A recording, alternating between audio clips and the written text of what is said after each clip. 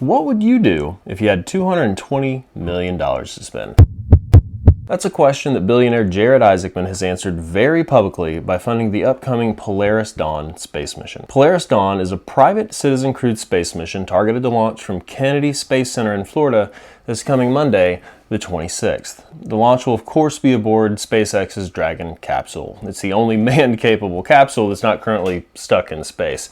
Looking at you, Boeing. So what's the mission about and what's its goal? Well, there are 4 primary objectives on this mission, and honestly, all of them are incredibly exciting. Objective number 1, Earth orbit altitude record. Jared and his crew are aiming to orbit the Earth at 1,400 kilometers or 869 miles. That's an orbital distance that hasn't been matched since Gemini 11 back in 1971. Now, I want you to think about that.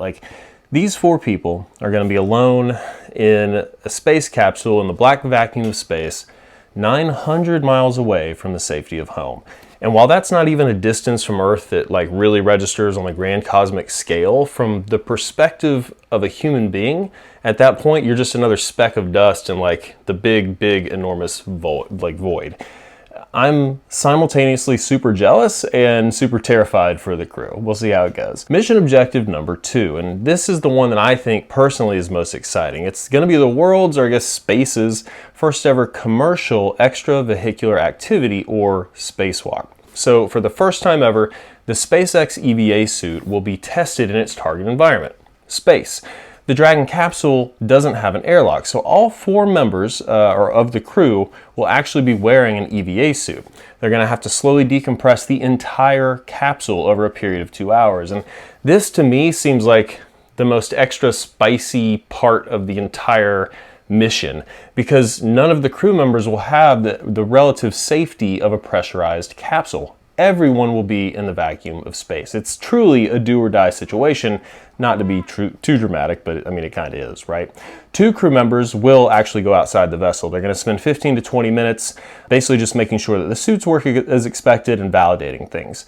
SpaceX and the crew, they've been working in a process of continual iterative development on the EVA suit now for years. They've gone through multiple spacesuit articulating joint iterations, material selection processes, and obviously vacuum chamber validations. And the design that they've collectively zeroed in on is nothing short of spectacular. It's sleek, it's sexy.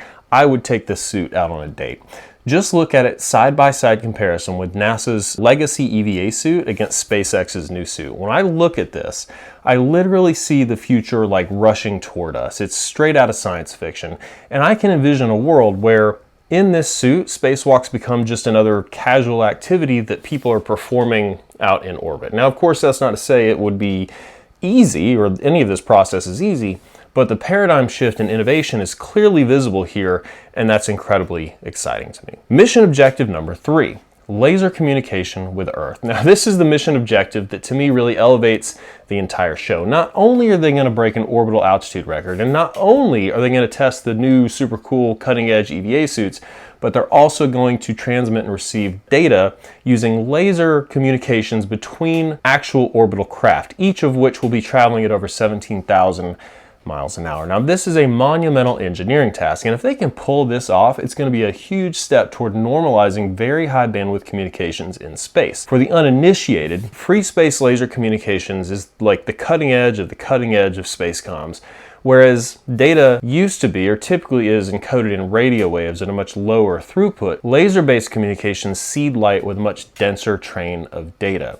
It enables more information per unit of time to be sent. It's real future stuff, sending information via light.